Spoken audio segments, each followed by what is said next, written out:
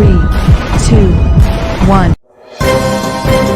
Audio Jungle. Audio Jungle.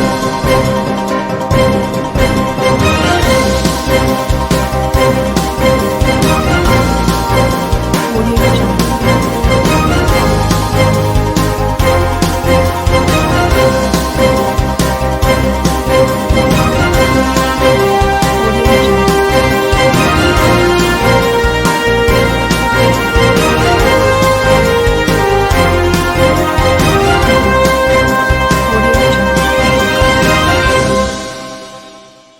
नमस्कार, मैं हूं नरेश राघानी और आप देख रहे हैं हॉराइजन न्यूज।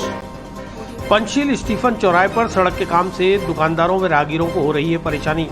पिछले 20 दिन से सड़क के बीच पड़ा है मलबा। कछुआ चाल से हो रहा है सड़क का निर्माण। पंचशील स्थित स्टीफन चौराहा माकड़वाली रोड पर इन दिनों स्मार्ट सिटी के तहत सड़क बनाने का काम चल रहा है। सड़क कार्य की धीमी रफ्तार से बालाजी मार्केट के दुकानदार खासे परेशान हैं। मार्केट की सड़क पर बजरी का मलबा पड़ा हुआ है। दुकान पर ग्राहकों को आने जाने में दिक्कतें हो रही है। मार्केट एसोसिएशन ने मांग की है कि जल्द ही इस मलबे को यहां से हटाया जाए। लगभग 20 दिनों से यह मलबा मार्केट के मेन रोड के बीचों बीच पड़ा है, लेकिन ठेकेदार द्वारा इस पर कोई ध्यान नहीं दिया जा रहा। पहले ही कोरोना की वजह से व्यापारियों पर आर्थिक संकट मंडरा रहा है, उस पर भी सड़क के काम ने धंधे को चौपट कर रखा है। Audio Jungle.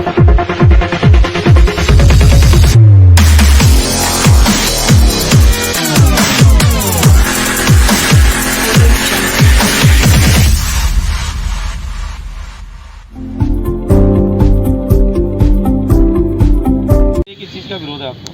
विरोध ये कि गत 2-2.5 महीने से लॉकडाउन लगा हुआ था, उसका रोड का काम चल रहा था, तो ये रोड खुले भी 1 हफ्ता हो गया। ये मिट्टी का ढेर पड़ा है, आने जाने में बहुत परेशानी हो रही है। पहले ब्रैकेटिंग लगी हुई थी, अब मिट्टी का ढेर पड़ा है, आने जाने में कस्टमर आ नहीं पा रहा। लॉकडाउन की स्थिति लगी पड़ी है, आदमी ऐसे परेशान है। और ये मिट्टी का ढेर हमने कई बार फ़ोन भी कर दिया है, पर कोई सुनवाई नहीं हो रही है। बिल्कुल प्रॉपर कस्टमर ही नहीं आ पा रहा। कोई कस्टमर आएगा कैसे? गाड़ी कहाँ खड़े, गाड़ी कहाँ पार्क करेगा? तो बहुत ज़्यादा परेशानी हो रही है। तो हमारे प्रशासन से निवेदन है जल्द से मिट्टी को हटाया जाए और बालाजी मार्केट वालों को राहत दी जाए। कोई व्यापारी बिल्कुल परेशान हो रहा है, वैसे धंधे नहीं आ रही, परेशान हो रहा है। और मिट्टी का ढेर लगा हुआ है, बिल्कुल रास्ता ही नहीं आने जाने का। गाड़ी का हमको घूम के आना पड़ता है, ग्राहक इतना घूम के तो आएगा नहीं। तो उसको जल्द से निवेदन प्रशासन से निवेदन करेंगे, जल्द से मिट्टी हटाया जाए, थोड़ा रास्ता खुल जाए। परेशान हो गया। यहाँ पे करीब 30 दुकानें हैं और पिछले 2-2.5 महीने से ये लॉकडाउन लगा हुआ, तब से ये रास्ता ब्लॉक किया हुआ है। एक तो हमारे यहाँ कस्टमर का मूवमेंट वैसे ही नहीं है, दूसरा ये रोड ब्लॉक होने के कारण सीधा आदमी कस्टमर बाज़ार की तरफ निकल जाता है। हमारे पास कस्टमर आ नहीं रहा है, दुकानदार केवल दिन भर नाश्ता करके खाना खा के अब वापस अपने घर जा रहा है। प्रशासन को हम लोग कई बार निवेदन कर चुके हैं और विनम्र विनती भी कर चुके हैं कि इसको खुलवाया जाए, जिससे कि हमारे लोगों का आवागमन सुगम हो। और हम बहुत परेशानी के दौर में गुजर रहे हैं, हमें आर्थिक परेशानियां भी हैं। यहाँ कई लोग हैं जिनको अपनी किस्तें भी चुकानी है, किराया भी देना है। कृपा करके इसको हटाया जाए और हमें थोड़ी राहत दी जाए। हम भी इसी शहर के निवासी हैं, हमारा ख्याल किया जाए, ये अत्याचार ना किया जाए। सड़क बहुत अच्छी बनाई है, हम मान रहे हैं, पर हमारे पे अत्याचार करके ना बनाया जाए।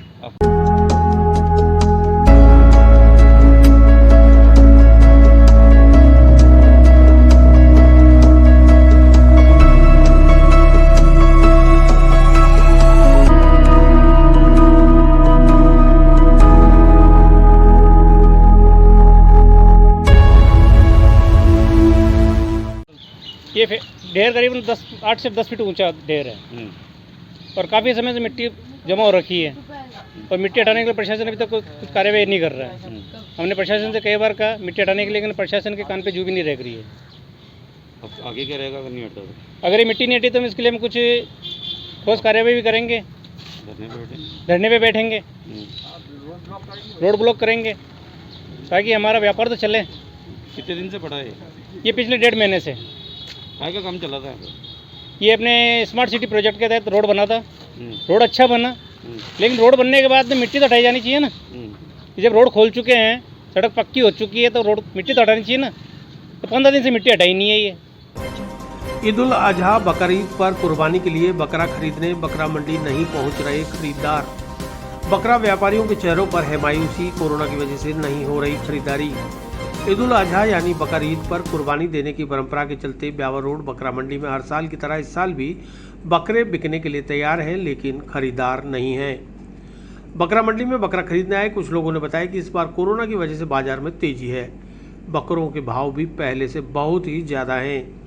ईद पर अल्लाह की राह में बकरे कुर्बान करने की परंपरा का निर्वहन करने के लिए बकरे तो खरीदने ही पड़ेंगे। Audio Jungle.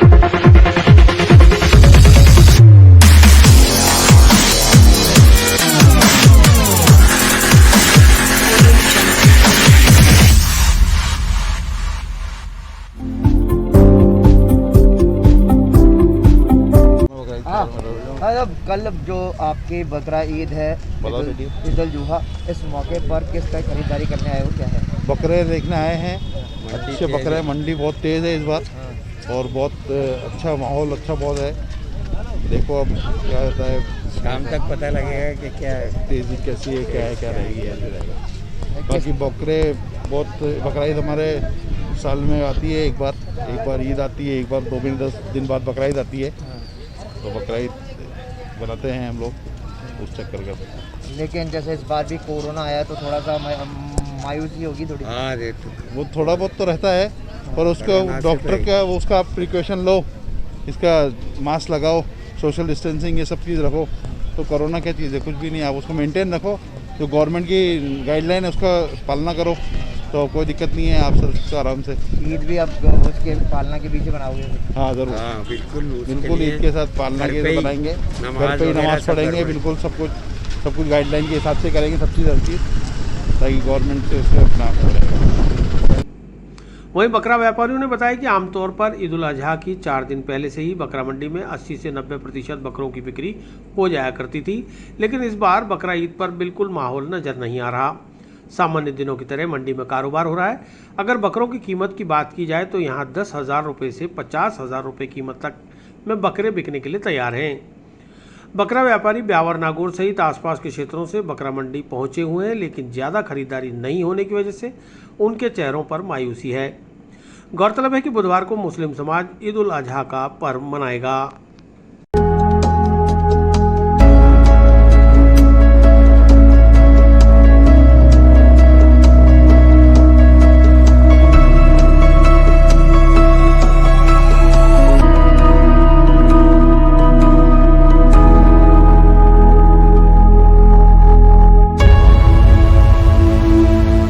कल है और 3-4 दिनों से यहाँ पर बकरा मंडी में डेरे डाले बैठे हो, ग्राहकी का क्या कहना है? माल बिक ही नहीं रहा, गिराई है ही नहीं, और हमारी मेहनत कर रहे हैं, अपने बच्चों पालते हैं, तो उनको हमारे को मेहनत का पैसा, उनका पानी का पैसा भी नहीं मिलता हमारे को। क्या वजह है? क्या पता है, लॉकडाउन की वजह से अब मंडी में लोग नहीं आ रहे हैं, नहीं आ पा रहे हैं, या लॉकडाउन की वजह से भटक रहे हैं, या गिराई है ही नहीं। माल बहुत है लेकिन कोई लेने वाला ही नहीं है। कितने लाए थे बकरे आप? हम 10 बकरे लाए, उसमें से 1 बकरा बेचा हमने। कितने लाए थे? 10 बकरे लाए थे, उसमें से 1 बिका। एक ही बिका है? हाँ जी। कितने का? वो बिका 19,000 का। अभी कीमत क्या चल रही होगी? कम ज़्यादा से ज़्यादा बकरा कितने का है? 25,000 से लेके 50,000, 60,000 थे, 30,000 है। कितना दाम मिल रहा है? हाँ, मिलता नहीं है माल का पैसा नहीं मिल रहा है। और बाजार कैसा है? ब्यावर से आए हम तो, हाँ। और बिक्री हो रही नहीं है, क्या करें? ये बिल्कुल ही नहीं हो रही क्या? बिल्कुल नहीं हो रही। नहीं, जब ईद का त्यौहार है और आज कल ईद है, तो ऐसे में ग्राहकी तो होनी चाहिए, खरीदार तो आ रहे होंगे। बड़े पर आज तो कोई गिराक लग रहे नहीं ना। इससे पहले कितनी लेके आए थे बकरे का? कितने दिखे? नहीं, मैं तो पहली बार लेके आए, आज तो 5 लेके आए। 5 लेके आए पहली बार? एक भी नहीं बिका? एक भी नहीं बिका। क्या वजह मानते हो? हाँ जी, वजह क्या, कारण क्या मानते हो इसका? वजह तो अभी ज़्यादा माल हो गया, पहले कम था, अभी कई साल बंदे हो, ईद होने के कारण अभी बिक्री कम हो रही है, माल ज़्यादा हो रहा है। माल ज़्यादा है, बेचने वाले ज़्यादा हैं, बेचने वाले ज़्यादा हैं, खरीदार कम है। खरीदार कम, ये हो रहा है। कोरोना का भी असर है कुछ? हाँ, कोरोना का तो शुरू तो कोरोना का ही तो चल रहा है, बाकी उसका भी असर है।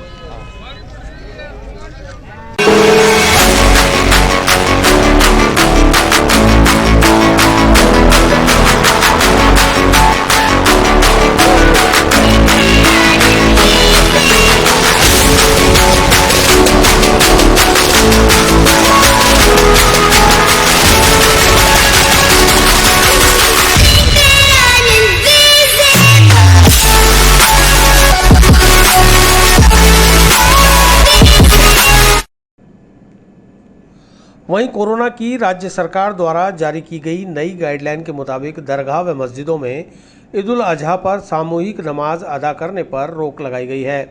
शहर काजी तौसीफ अहमद सिद्दीकी ने मुसलमाना ने अजमेर से सरकार की गाइडलाइन की पालना की गुजारिश करते हुए घरों में रहकर ही नमाज अदा करने की गुजारिश की है। नहमदहू व नुसल्ली व नुसल्लिमु अला रसूलिहिल करीम, अम्मा बाद।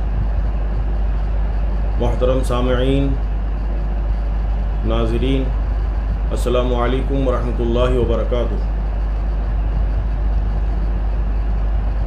बेहद अफसोस के साथ, रंजो गम के साथ मैं आपको इस बात से बाखबर करता हूँ और इत्तला देता हूँ कि साल गुज़िश्ता की तरह इस साल भी ईद उल अज़हा की जमात ईदगाहों में, दरगाह शरीफ में अदा नहीं की जाएगी, क्योंकि हुकूमत राजस्थान की जानिब से हाल ही में जो गाइडलाइन आई है उसमें ईद उल अज़हा की नमाज के लिए पाबंदी आयद की गई है। हमारा मज़हब भी हुकूमत से वफ़ादारी का हुक्म देता है। जिस तरह हमने आज तक हुकूमत की गाइडलाइन का पालन किया है, इसी तरह इस गाइडलाइन का भी पालन हमें करना चाहिए। ये पाबंदी हमारे ही लिए नहीं बल्कि तमाम मज़ाहिब के त्योहारों पर लगाई गई है। लिहाजा मैं आप हजरात से, मुसलमानान अजमेर से, उम्मत मुस्लिमा से ये गुजारिश करता हूँ कि आप ईदगाहों में, दरगाह शरीफ में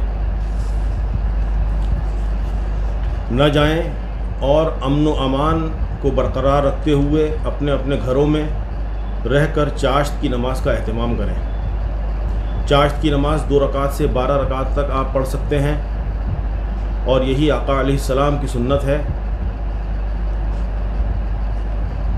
जब आप ईदगाह से घर तशरीफ़ लाते तो चाश्त की नमाज अदा किया करते थे। हदीस पाक में इसकी बहुत बड़ी फ़जीलत आई है। इसका ज़िक्र मैं अपने पिछले बयान में कर चुका हूँ।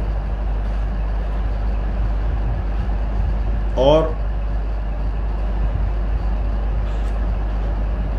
क़ुरबानी के ताल्लुक़ से आप हजरात जो क़ुरबानी करते हैं, क़ुरबानी का फ़रीज़ा अंजाम दीजिए, लेकिन साफ़ सफाई का ख़याल रखें। और अल्लाह ताला से हम ये दुआ करते हैं कि अल्लाह ताला इस वबा को जल्द से जल्द दफ़ा फ़रमाए। और ये दिन जो हमने देखे हैं, जो हालात हमारे सामने से गुज़रे हैं, अल्लाह ताला इन हालात से, इस वबा से हमारी नस्लों को महफूज रखे। तकबीर तशरीक़ के ताल्लुक़ से इन अय्याम के अंदर आप हज़रात तकबीर तशरीक़ का एहतमाम करें। तकबीर तशरीक़ अल्लाहु अकबर ला इलाहा इल्लल्लाहु वल्लाहु अकबर अल्लाहु अकबर वलिल्लाहिल हम्द, इसको पढ़ते रहें। मैं आप हज़रात से इजाज़त चाहता हूँ इस उम्मीद पर कि आप हज़रात मेरे इस बयान को सुनकर इस पर अमल करेंगे। मुझे उम्मीद है इंशाअल्लाह वमा अलैना इल्लल बलाग। महात्मा गांधी अंग्रेजी माध्यमिक राजकीय स्कूल में कक्षा 1 में प्रवेश के लिए लॉटरी का आयोजन। कक्षा 1 में 30 सीटों पर प्रवेश के लिए 358 प्रवेश आवेदन पत्रों की निकाली गई लॉटरी। वैशाली नगर स्थित महात्मा गांधी अंग्रेजी माध्यमिक राजकीय विद्यालय में शिक्षा सत्र वर्ष 2021-22 के लिए कक्षा 1 में प्रवेश हेतु आज लॉटरी का आयोजन किया गया। शाला प्राचार्य विजय लक्ष्मी यादव ने जानकारी देते हुए बताया कि शाला प्रांगण में कोरोना प्रोटोकॉल का ध्यान रखते हुए कक्षा 1 में 30 सीटों पर प्रवेश देने के लिए प्राप्त 358 प्रवेश आवेदन पत्रों की लॉटरी निकालकर वरीयता सूची का निर्धारण किया गया, जिसके अंतर्गत लॉटरी द्वारा निर्धारित प्रथम 30 विद्यार्थियों को अध्ययन हेतु प्रवेश दिया जाएगा तथा इन 30 चयनित विद्यार्थियों में से यदि किसी के द्वारा प्रवेश लेने से लिखित में इनकार किया जाता है तो लॉटरी द्वारा निर्धारित वरीयता सूची में ही वरीयता के आधार पर आगामी विद्यार्थियों को प्रवेश का मौका दिया जाएगा। लॉटरी प्रक्रिया 20 से 24 जुलाई तक विद्यालय प्रांगण में आयोजित की जा रही है, जिसका आयोजन बीकानेर शिक्षा निदेशालय के निर्देशानुसार किया जा रहा है। मीडिया और अभिभावकों की मौजूदगी में लॉटरी निकालने के कार्यक्रम के दौरान अतिरिक्त जिला शिक्षा अधिकारी दर्शना शर्मा, चौरसिया आवास विद्यालय के प्रधानाचार्य नीरज शर्मा भी मौजूद रहे। Audio Jungle.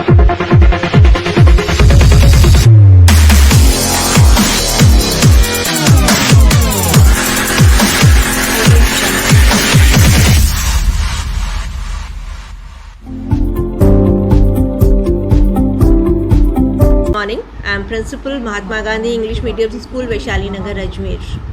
आज हमारे यहाँ फर्स्ट क्लास के लिए जो लॉटरी प्रोसेस है वो स्टार्ट हुआ और फर्स्ट क्लास में 30 सीट्स हैं हमारे पास, जिसके लिए 358 फॉर्म्स रिसीव हुए हैं।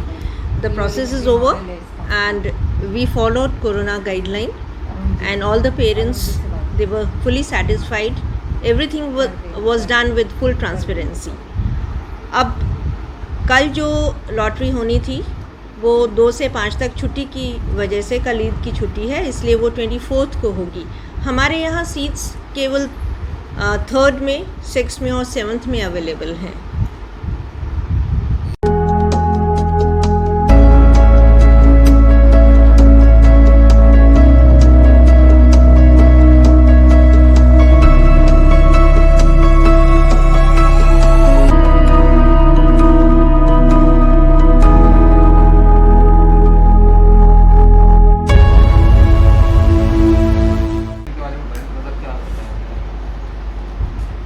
महात्मा गांधी इंग्लिश मीडियम स्कूल के लिए आज लॉटरी का कार्य किया गया। लॉटरी 20 जुलाई से लेकर और 24 जुलाई तक का आयोजन विभागीय निर्देश के अनुसार किया जा रहा है। निदेशालय बीकानेर द्वारा जारी संपूर्ण गाइडलाइन की पालना करते हुए, प्रशासन के निर्देशानुसार कोविड गाइडलाइन की पालना करते हुए भी आज 358 जो पार्टिसिपेंट्स थे उनकी लॉटरी का कार्य संपन्न किया गया और 358 में से 30 विद्यार्थियों की लॉटरी निकाली गई और उसके पश्चात 10 वेटिंग जो हैं वो भी जाहिर की गई और इन कक्षा 1 के लिए विद्यार्थियों का प्रवेश कार्य है आज संपूर्ण हो चुका है और इसकी सूचना भी निदेशालय को आज प्रेषित कर दी जाएगी। 21 को ईद का अवकाश होने के कारण से जो लॉटरी का कार्यक्रम है कक्षा 2 से 5 के लिए वो 24 जुलाई को आयोजित किया जाएगा।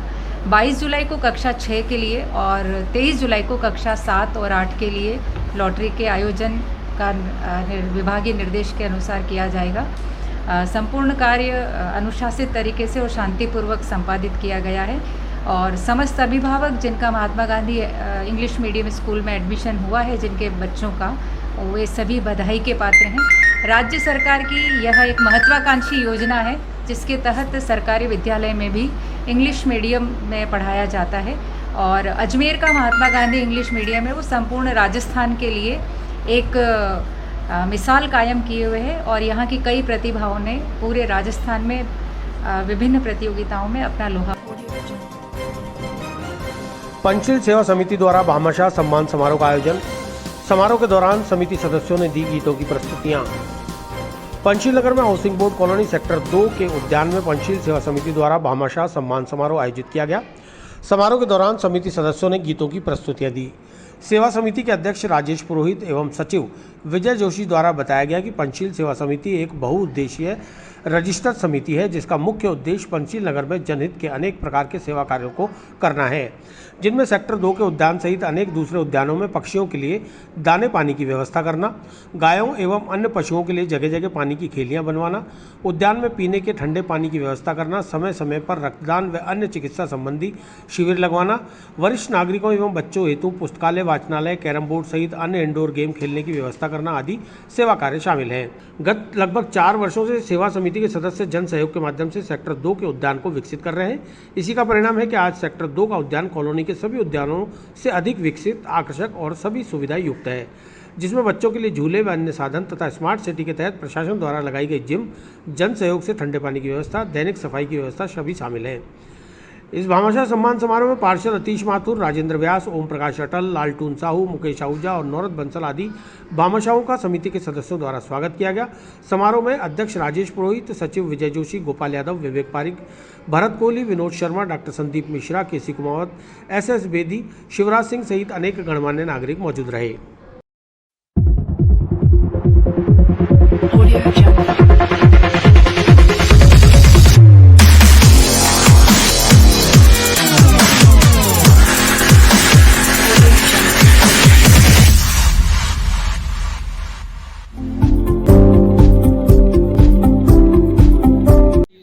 आज क्या करेंगे? भाई साहब, आज ये हाउसिंग बोर्ड कॉलोनी सेक्टर 2 स्थित पार्क के अंदर एक पंचशील सेवा समिति के द्वारा एक छोटा सा आयोजन रखा गया। आयोजन रखने का उद्देश्य ये था कि जो इस पार्क को डेवलप करने में विगत 4 वर्षों से जो लोग यहाँ पर तन मन धन से जुटे हुए हैं, जो इस खंडर और जंग एक प्रकार से जिसे कहते हैं कचरे का डब्बा था पहले 4-5 साल पहले ये, और उसको संवारते आज इस स्थिति के अंदर लिया है कि एक देखने योग्य एक स्थल बन गया है। यहाँ पर शाम के समय कम से 50-60 जने यहाँ पे घूमने आते हैं। तो जो लोगों ने यत्न किए सारे हर तरह से, उन सबको आज ये जो 10-15 जने हैं सेवा समिति के कार्यकारिणी के, वो सब यहाँ पर एकत्रित हुए। एक सादा सम्मान समारोह हमने यहाँ पर रखा कोरोना की गाइडलाइन की पालना करते करते, और जो भामाशाह हैं जिन्होंने यहाँ पर आर्थिक सहयोग दिया उनको भी यहाँ पर बुलाया गया और उनका धन्यवाद ज्ञापित करा गया। और सबसे आग्रह करा गया कि इस पार्क का जो अपन पुनः निर्माण कर रहे हैं विगत वर्षों से, वो जारी रहे और इस पार्क के अंदर जो है सुंदरता और किस तरह से बढ़े उसके ऊपर विचार विमर्श करा गया। गाने भी गए जी, वो एक सम्मान समारोह था है भाई साहब, और उसके अंदर सब जने एक अच्छे मन से, क्योंकि एक पार्क अपने मूर्त रूप में आने लगा है तो सबका मन प्रफुल्लित है, सब खुश हैं कि हमारी जो मेहनत है वो सफल हुई, दिखने लगी है। तो उस उपलक्ष्य में सबने सम्मान समारोह में लोगों ने अपनी प्रस्तुतियाँ भी दी।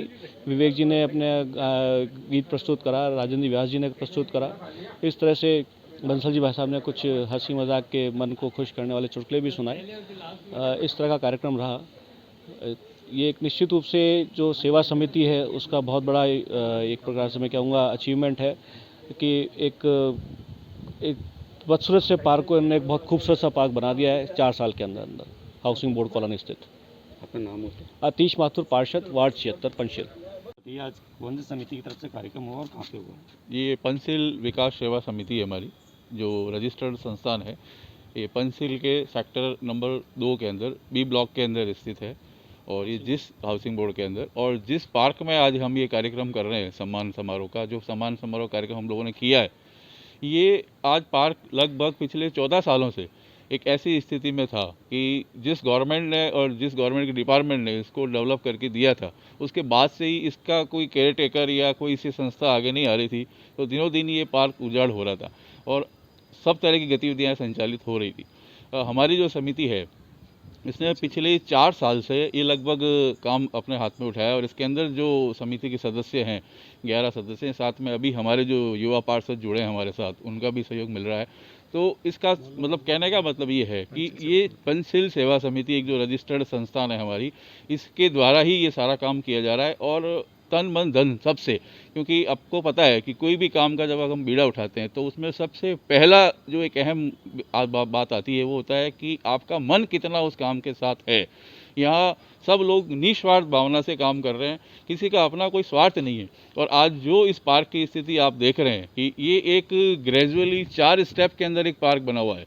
यहाँ कम से कम हमारे पास 8-9 फीट की चट्टानें थी, हमारे पास किसी तरह की कोई साधन नहीं थी, या किसी तरह की हमको कोई बाहर की या कोई सहायता नहीं मिल रही थी। तो जो भी किया वो तन से और विश्वास से किया कि एक छोटा सा जो नीचे वाला जो गार्डन है अभी उसको भी चालू किया सबसे पहले।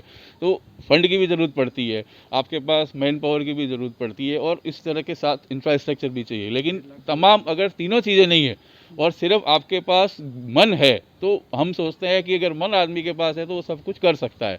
इसी बेस को हमने मुद्दा उठाया और मेरे साथ जो मेरे से सारे सीनियर साथी जो हैं, हमारे जोशी जी भाई साहब है, यादव जी है, व्यास जी है, अटल जी है, युवा पार्षद हमारे साथ है और ये इतने कोहली साहब है, इनका जो डेडिकेशन हम लोगों ने देखा है, जो हमने काम करने का जो एक जज्बा इन लोगों से लिया है, आज उसी की स्थिति में ये पार्क यहाँ तक पहुँचा है। बीच में कई मुद्दे ऐसे आए कि हमारी सेवा जो समिति है वो रजिस्टर्ड नहीं है, तो एक काफ़ी हमको मैन पावर उस पर लगानी पड़ी कि सबसे पहले इसको एक रजिस्टर्ड संस्थान के रूप में हमने इसको खड़ा किया।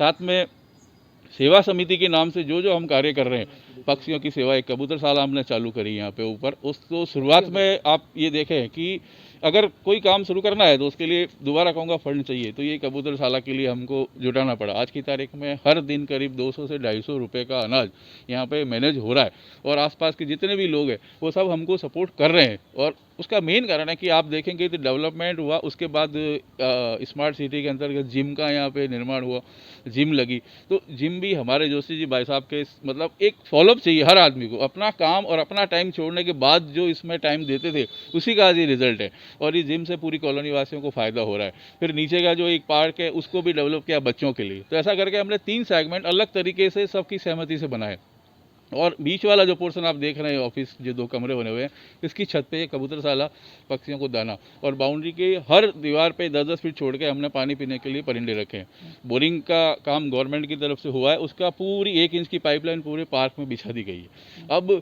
बैंक का और सारा काम संस्था ने अपने हाथ में लिया है और रजिस्टर्ड संस्था होने के नाते ये आने वाले टाइम में हम भी सोचते हैं।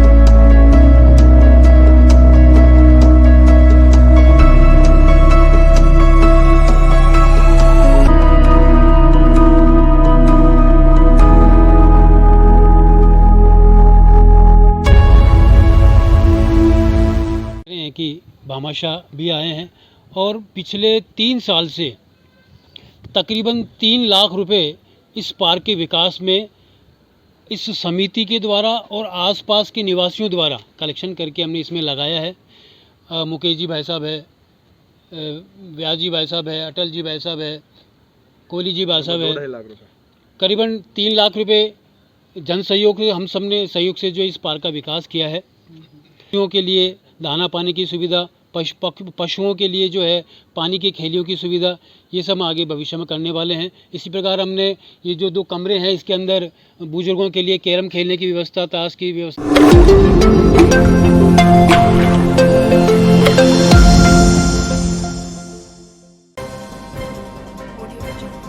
भारतीय जनता पार्टी के राष्ट्रीय महासचिव सीटी रवि ने ली प्रदेश के निकाय प्रमुखों व सहकारिता अध्यक्षों की बैठक। जयपुर रोड पर होटल पैराडीजो में हुई बैठक में प्रदेश भर से भाजपा बोर्ड के महापौर, उप महापौर, सभापति, उप सभापति, अध्यक्ष और उपाध्यक्ष हुए शामिल। भारतीय जनता पार्टी के राष्ट्रीय महासचिव सीटी रवि मंगलवार को अजमेर पहुंचे, जहां जयपुर रोड स्थित होटल पैराडीजो में उनका भारतीय जनता पार्टी प्रदेश और जिला पदाधिकारियों ने स्वागत किया। राष्ट्रीय महासचिव सीटी रवि ने यहां प्रदेश के निकाय प्रमुखों और सहकारिता अध्यक्षों की बैठक ली। इस मौके पर भाजपा प्रदेश अध्यक्ष सतीश पूनिया, प्रदेश संगठन महामंत्री चंद्रशेखर भजनलाल, उपाध्यक्ष व अजमेर प्रभारी प्रसाद मेहता, प्रदेश मंत्री सोहन सिंह बागड़ी, जिला अध्यक्ष डॉक्टर प्रियशील हाड़ा सहित प्रदेश व जिला स्तरीय कई नेता मौजूद रहे। प्रदेश भर में भाजपा बोर्ड के नगर निगम महापौर, उप महापौर, नगर परिषद के सभापति, उप सभापति, नगर पालिका के अध्यक्ष और उपाध्यक्ष बैठक में शामिल हुए। साथ ही सहकारिता अध्यक्षों व जनप्रतिनिधियों की बैठक भी रखी गई। बैठक में भाजपा संगठन को मजबूत करने और केंद्र सरकार की योजनाओं को जन जन तक पहुंचाने के लिए चर्चा कर प्रशिक्षण दिया गया। कार्यक्रम के दौरान उत्तर विधायक वासुदेव देवनानी और दक्षिण विधायिका अनिता बघेल की ओर से राष्ट्रीय महासचिव सीटी रवि को शौर्य का प्रतीक तलवार भेंट की गई। राष्ट्रीय महासचिव सीटी रवि ने कार्यक्रम से जब सलेमाबाद के लिए प्रस्थान किया, जहां उन्हें किसान मोर्चा की प्रदेश कार्य समिति की बैठक लेनी थी, तो आयोजन स्थल पर मीडिया ने उन्हें घेर लिया और कुछ सवाल किए, जिनका जवाब सीटी रवि ने टूटी फूटी हिंदी में देने की कोशिश की। उन्होंने बताया कि मैं यहाँ सिखाने नहीं, पार्टी का कार्यकर्ता होने की वजह से कुछ सीखने आया हूँ। प्रधानमंत्री नरेंद्र मोदी के गुजरात मॉडल को लेकर वह झारखंड और राजस्थान में प्रवास पर हैं। पेट्रोल, डीजल और गैस के दामों में हो रही बेतहाशा वृद्धि के सवाल पर उन्होंने कहा कि कांग्रेस ने ऑयल बॉन्ड के नाम पर देशवासियों को पूर्व में बड़ा धोखा दिया है। मोदी जी देश को उससे छुटकारा दिलाने के प्रयासों में जुटे हुए हैं। जरूर इस पर कुछ अच्छा काम होने वाला है। Audio Jungle.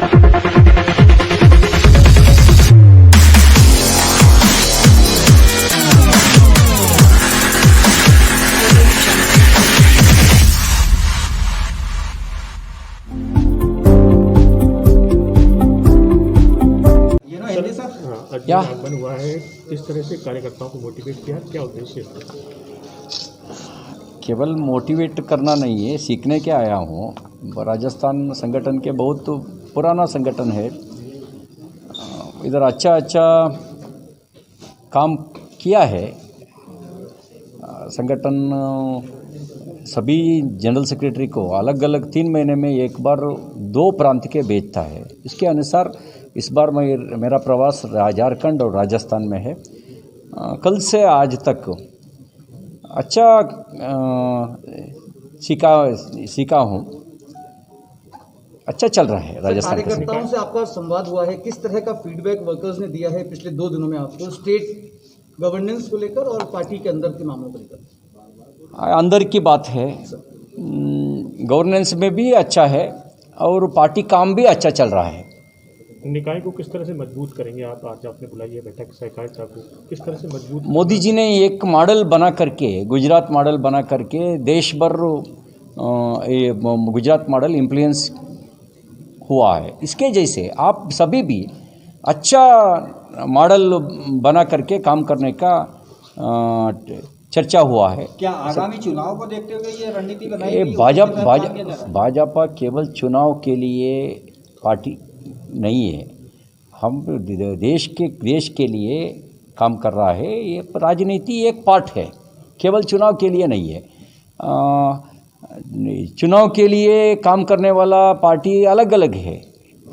हमारा पार्टी केवल चुनाव के लिए नहीं है, चुनाव ही एक हिस्सा है। जनता पेट्रोल डीजल के दामों को लेकर काफ़ी परेशान है। रसोई गैस भी, क्या इसको लेकर के, रसोई गैस को लेकर के क्या ये भी आप मैसेज राजस्थान से मिल रहा है आपको? हाँ, कांग्रेस ऑयल बॉन्ड के नाम पर देश के जनता के धोखा दिया है। अभी मोदी जी सरकार विथ इंटरेस्ट ऑयल बॉन्ड का लोन चुकता करने का काम कर रहा है, इसके लिए परेशान है। 85% ऑयल विदेशी इंपोर्ट होता है। मोदी जी ने लॉन्ग विज़न रख करके आत्मनिर्भर एक स्लोगन दिया है। आत्मनिर्भर में सभी स्वावलंबी होना चाहिए, लॉन्ग विज़न है, लॉन्ग प्लान है, एक दिन होगा ही होगा।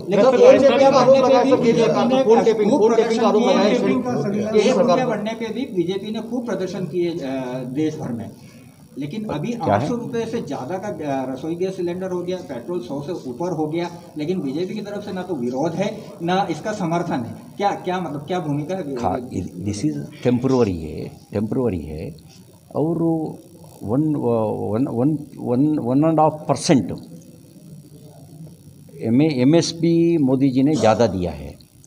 पहले किसान सम्मान योजना के हिसाब से 6,000 नहीं मिलता था, मोदी जी ने सभी किसान परिवारों को 6,000 दे रहा है। लेकिन किसान तो दे रहा है। इसके साथ साथ देश भर डेवलपमेंट काम चल रहा है। रेलवे से लेकर नेशनल हाईवे से लेकर सभी देश भर चल रहा है। पहले बार 2000 हॉस्पिटल में ऑक्सीजन प्लांट इंस्टॉल करने का काम भी हो रहा है। कौन कर रहा है? 15 एम्स, देश पर 15 एम्स मोदी जी कालखंड में हो रहा है। आप लिस्ट रख करके आप सोचिए, ज़्यादा कौन किए? बीजेपी ने किया, मोदी जी ने किया। डेवलपमेंट कामों के बीच में सीरियस एलिगेशन जो लगा है मोदी सरकार को लगा है फोन टेपिंग का। फोन टैपिंग के बारे में मुझे पता नहीं, कौन टैप कर रहा है, इसके बारे में पता नहीं है। राजस्थान में हो रहा है तो मुझे राजस्थान गवर्नमेंट को आप पूछिए। दो धड़े सामने दिखाई दे रहे हैं, इसको लेकर क्या कहेंगे? वसुंधरा राजे अलग, सतीश पूनिया के दो धड़े नजर आ रहे हैं, तो ऐसे में आगामी चुनाव को लेकर उससे पहले किस तरह के आप समझाइश कर रहे हैं या क्या लोगों सभी एक ही है?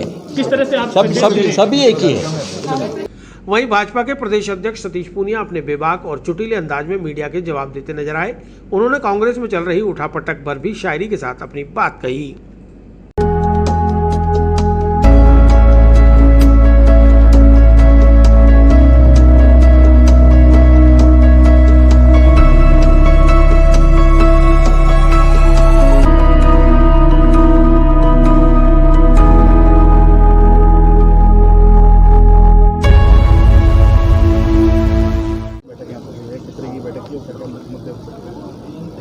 आप सब जानते हैं कि भारतीय जनता पार्टी संगठन की रीति नीति और परंपरा से काम करने वाला दल है। जनसंघ से लेकर भारतीय जनता पार्टी की इस विचार यात्रा में पार्टी का संगठन अपने आप में एक ताकत है और हम अनेक अवसरों पर ऐसे संगठन के उपक्रम के जरिए अपनी पार्टी की मजबूती के लिए काम करते हैं। पार्टी के प्रदेश के प्रभारी के अलावा पार्टी के प्रमुख नेता, जिसमें खास तौर पर हमारे यहाँ एक कहा जाता है कि राष्ट्रीय महामंत्री जो हैं वो अलग अलग प्रदेशों का प्रवास करते हैं 3 दिन का, बड़े प्रदेशों में 3 दिन का, छोटे में 2 दिन का। उनकी अपना एक डेडिकेटेड प्रोटोकॉल होता है। बूथ से लेके और प्रदेश स्तर तक की विभिन्न तरीके की बैठकों का वो आयोजन करते हैं, जिसमें कार्यकर्ताओं से संवाद करते हैं और उस आधार पर कोई निर्देश होते हैं तो वो भी देते हैं। अजमेर में आज इसी क्रम में, क्योंकि कल उनका आगमन हुआ था, और जोधपुर में बूथ की, एक मंडल की और ज़िले की ये कार्यकारिणी उन्होंने की वहाँ पे, एक ज़िले की। उसके बाद में आज उन्होंने शुरुआत की है अजमेर में राजस्थान प्रदेश के पार्टी के नगरपालिका, नगर परिषद और नगर निगम, इनके जो अध्यक्ष और उपाध्यक्ष हैं उनके साथ में उनका संवाद है। निकायों में पार्टी के जनप्रतिनिधि संगठन के साथ तालमेल करके किस तरीके से काम करें, इस पर चर्चा होगी। सरकार क्योंकि विपरीत विचार की है, इसलिए आर्थिक संसाधनों की भी एक संकट रहता है। ऐसे में कई निकाय नवाचार के जरिए भी वहाँ पर अच्छा काम करते हैं, सफाई को लेके या दूसरे किस्म के जो नवाचार जो शहर को विकसित करने में योगदान करें। आज इसी के साथ में अभी सलेमाबाद में भारतीय जनता पार्टी के किसान मोर्चे की प्रदेश की बैठक है, जिसमें पार्टी के उस किसानों के समूह के साथ में हम लोग संगठनात्मक मजबूती के लिए और आगामी कार्यक्रमों की हम लोग चर्चा करेंगे। कल आपके साथ प्रदेश के पदाधिकारियों की बैठक है। तो कुल मिलाकर सीटी रवि जो कर्नाटक से, चिकमंगलूर से विधायक हैं, वहाँ के कर्नाटक के बहुत कद्दावर नेता हैं, पार्टी के युवा मोर्चे के प्रदेश के अध्यक्ष रहे हैं और शिक्षा मंत्री वहाँ की सरकार में रहे हैं। पार्टी के काम के लिए उन्होंने शिक्षा मंत्री से त्यागपत्र दे के और पार्टी के पूरे समय काम करने के लिए महामंत्री के नाते उनको जिम्मेवारी है और इसी क्रम में हमारे बीच में आए। प्रदेश की सियासत को लेकर क्या कहते हैं?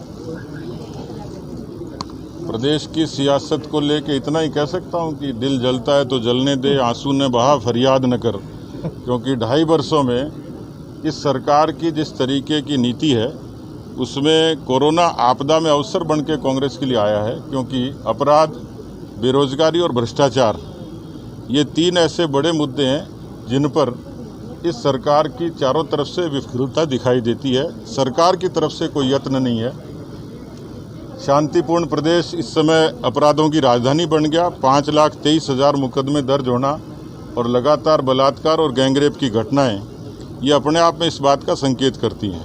अनुशासित कही जाने वाली भाजपा में भी खिंचतान शुरू हो गई है। पोस्टर विवाद है, जैसा रोहतास जी तय कार्रवाई हुई, 6 साल के लिए निलंबित किया गया। देखिए, लोग इसको अलग अलग तरीके से डिफाइन करते हैं, लेकिन हम लोग अपने एक विचार के नाते काम करने वाले एक ऐसे किस्म के संगठन हैं।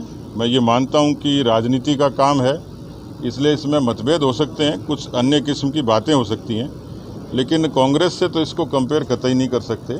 और यहाँ पर अनुशासन का विशेष महत्व है। इस तरीके के मुद्दे और मसले आते हैं तो पार्टी उस पर संज्ञान भी लेती है। तो मुझे लगता है कि जो पार्टी के बारे में प्रचारित की जाती हैं वो चीज़ें मीडिया और सोशल मीडिया का उपक्रम जरूर है, लेकिन पार्टी के भीतर किसी तरीके का कोई विवाद या अंतर्कलह नहीं है। अपने इतिहास में पीछे मुड़ के देखें तो महंगाई की और भ्रष्टाचार की जनक कांग्रेस पार्टी है और मुझे ताज्जुब होता है कि वो डीजल और पेट्रोल को लेकर जिस तरीके से उपक्रम करते हैं, नाटकबाजी करते हैं, पाखंड करते हैं। मनमोहन सिंह जी की सरकार के समय पेट्रोल 112% की बढ़ोतरी हुई थी, डीजल की 160% की हुई थी। राजस्थान के लोगों को सस्ता डीजल पेट्रोल मिले तो उसका सीधा सीधा उपाय है यहाँ पर 28 रुपये, 36 रुपये और 26 रुपये ये पेट्रोल और डीजल पर वैट एक्स्ट्रा है। आसपास के प्रदेशों से लोग डीजल लाते हैं और यहाँ का रेवेन्यू का नुकसान होता है। सरकार चाहे तो राजस्थान की सरकार राजस्थान के लोगों को सस्ता पेट्रोल और डीजल दे सकती है। बीजेपी ने 450 रसोई गैस के सिलेंडर पे भी जबरदस्त प्रदर्शन किया था पूरे देश भर में, आज 800 के ऊपर हो गया। देखिए, बहुत सारी चीज़ें अंतर्राष्ट्रीय मानकों से भी तय होती हैं और रसोई गैस के सिलेंडर की कीमत एक समय मनमोहन सिंह जी के टाइम भी 1000 रुपये पहुँच गई थी। लेकिन मुझे लगता है कि पहली बात तो रसोई गैस की सहूलियत की थी। आज हिंदुस्तान के 10 करोड़ से भी ज़्यादा लोग उज्ज्वला के उस रसोई गैस का उपभोग कर रहे हैं। 65 लाख से भी ज़्यादा लोग राजस्थान में भी उपयोग कर रहे हैं। तो ईंधन का एक मजबूत विकल्प था जो लोगों को सहूलियत के लिए मिलता है। देखिए, वैसे तो परंपरा और उस व्यवहार के नाते तो कह सकता हूं कि उनका अपना झगड़ा है, लेकिन हमें चिंता ये कि कांग्रेस के अंदरूनी झगड़े का असर राजस्थान की गवर्नेंस पे पड़ा है। जिन बातों का जिक्र किया, अपराध, बेरोजगारी, भ्रष्टाचार, तमाम बातें, इसलिए जो प्रदेश का प्रभारी किसी वरिष्ठ पत्रकार के ट्वीट को रीट्वीट करे और उसमें वो सब बातें जो कांग्रेस की अंदरूनी राजनीति से जुड़ी हैं, तो इस बात का प्रत्यक्ष की ज़रूरत ही नहीं, प्रमाण है कि कांग्रेस में अंदरूनी अंतर्कलह बहुत ज़्यादा व्यापक है, बहुत ज़्यादा विस्फोटक है और ये कब ज़मीन पर आ जाए कोई कह नहीं सकता। लेकिन इसके कारण कांग्रेस की सरकार और कांग्रेस की पार्टी ये नैतिक रूप से कमज़ोर हुई है, इस बात का प्रमाण है। बीजेपी को फायदा मिल रहा है। देखिए, हम कांग्रेस की तरह आपदा में अवसर नहीं ढूंढते, लेकिन ये चिंता जरूर है कि कांग्रेस की इस 2.5 साल की आपस की अंतर्कलह का असर राजस्थान की जनता पर पड़ा है और हमारे ऊपर इल्ज़ाम जरूर लगते हैं। लेकिन हेमाराम जी का इस्तीफा बीजेपी ने नहीं कराया। हमारे जो पूर्व मंत्री भरत सिंह जी चिट्ठी लिखते हैं अलग अलग मौक़ों पर, तो बीजेपी नहीं लिखवाती है। उनके विधायक जिस तरीके से बयानबाजी करते हैं और जिस तरीके से अपना विरोध दर्ज करवाते हैं, मुझे लगता है कि कांग्रेस इतनी कमज़ोर हो चुकी है कि वो अपनी कमज़ोरी से, अपने बोझ से अपने आप गिर जाएगी।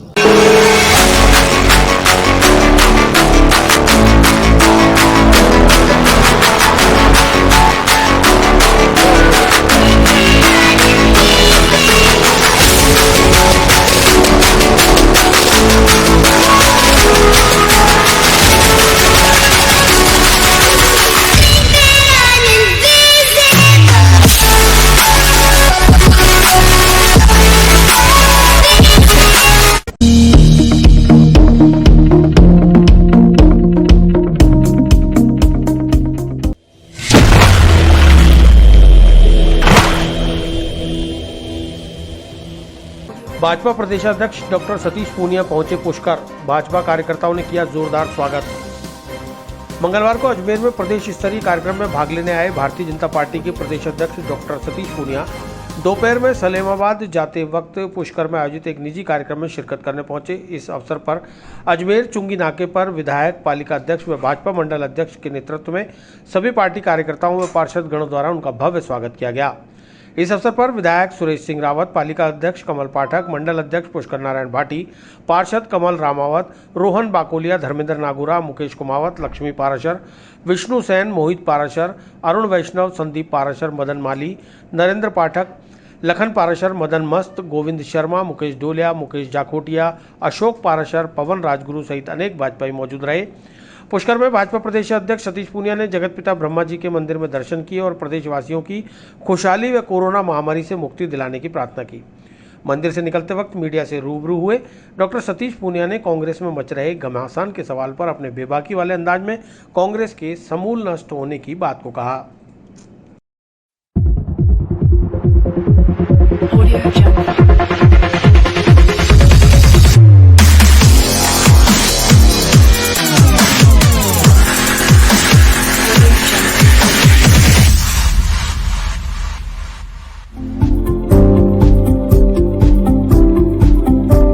सलेमाबाद में निम्बार्क पीठ के पावन तीर्थ में भारतीय जनता पार्टी के किसान मोर्चा की प्रदेश कार्य समिति के शुभारंभ के अवसर पर आया था। मेरा सौभाग्य है कि मैं तीर्थ नगरी पुष्करराज में भगवान ब्रह्मा जी के दर्शन करने का सौभाग्य मिला।